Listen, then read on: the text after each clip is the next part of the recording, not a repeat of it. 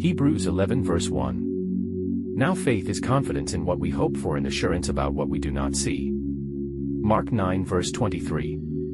Everything is possible for one who believes. Romans 10 verse 17. Faith comes from hearing the message, and the message is heard through the word about Christ. 2 Corinthians 5 verse 7. For we live by faith, not by sight.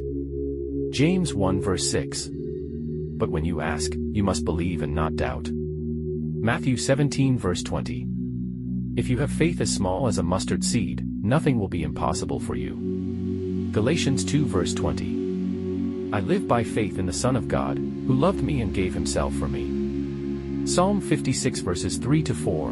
When I am afraid, I put my trust in you, in God I trust and am not afraid. Luke 1 verse 45. Blessed is she who has believed that the Lord would fulfill his promises to her.